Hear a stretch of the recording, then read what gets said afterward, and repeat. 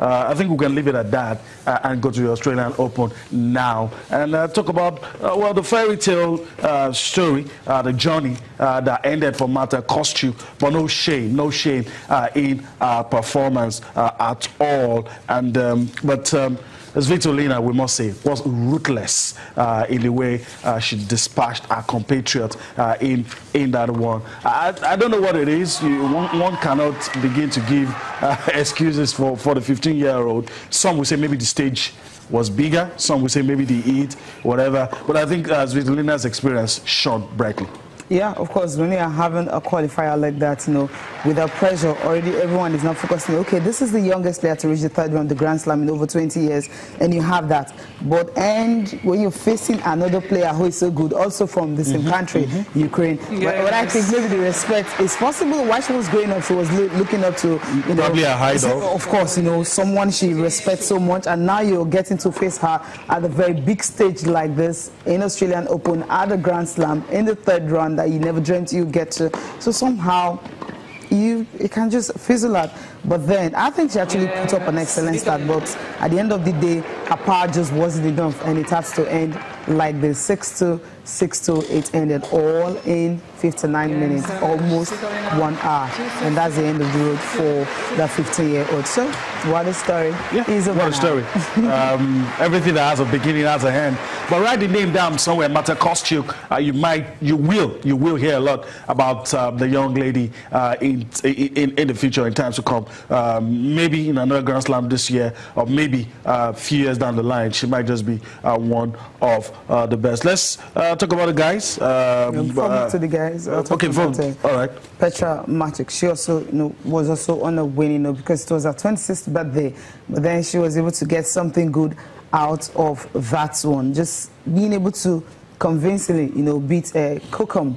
Kokum, name sounds funny. Names are very fun. She's from Thailand. Lusika Kokum from Thailand. 6'3", 3675. It was a tough one for her, but when you're having your birthday and you're having to play a player that is really not top-notch there, so to speak, you just have to put in your best, and of course celebrated that birthday in a very good start. Now you were talking about the guys now. What a way, what a way. All right, Kyle Albert, let's talk about him a little.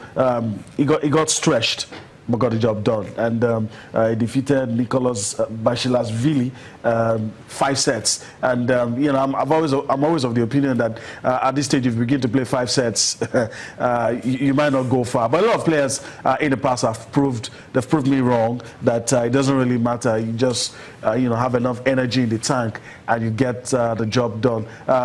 Pictures right there of how Edmund had to hedge past his opponent. It was tough, it was grueling, but he got the job done. And at this stage, that's all that matters. Once you secure victory, all the pain, the stress is forgotten. You're thinking of the next one. All right, let's quickly see. Let's bring to you some of the results, selected results. Some matches currently going on, some not yet concluded by studio time, but some of what you're seeing, we already talk about. Grigor Dimitrov and Andrei Rublev played. I mean, the frustration was there for Rublev, hitting the balls, but Grigor Dimitrov got the job done in that one. Kyle Edmund, we already talked about that earlier. Pablo Carreno got the job done over Gilles Muller, and is through to the next round. Let's talk about the ladies quickly, if we can. We already talked about Marta Kostyuk, how she was eliminated by Elina Svitolina. You have Elise Mertens getting the job done over Alize Cornet.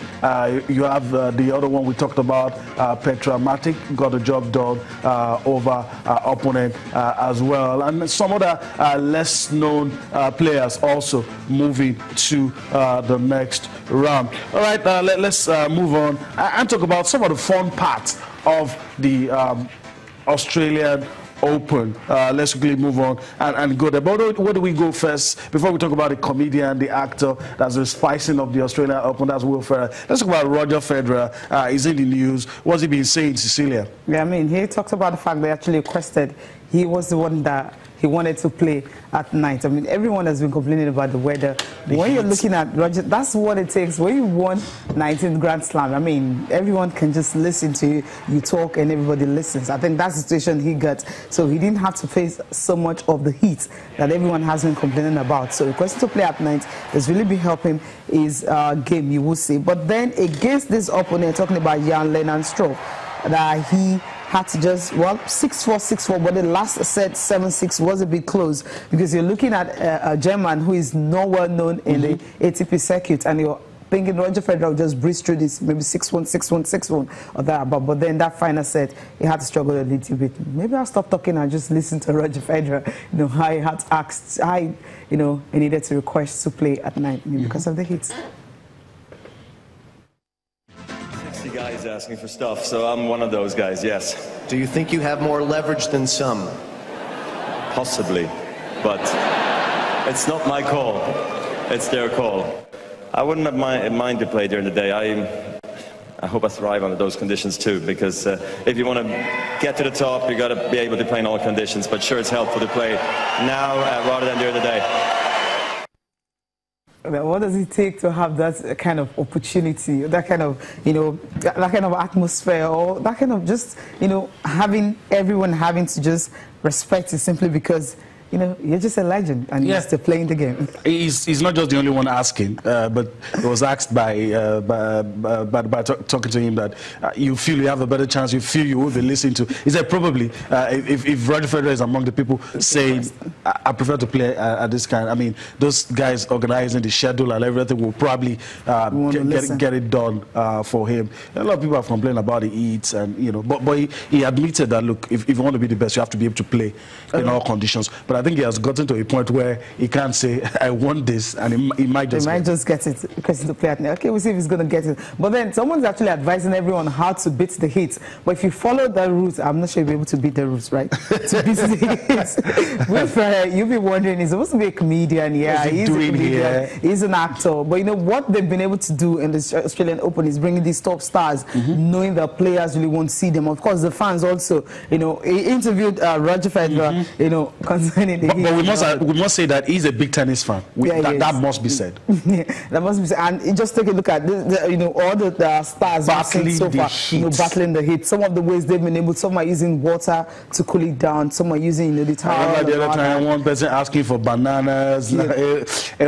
People dealing with those issues in their own different ways. Different ways. But maybe we'll quickly listen to, you know, Wayfarer now talking about how to deal with the heat. Everyone says hydrate. I don't drink any fluids, and except for I drink a lot of clam chowder. I don't know if you guys call it down here clam chowder. Hot thick soups. That's the way to go. and hot milk. Yes. Yeah.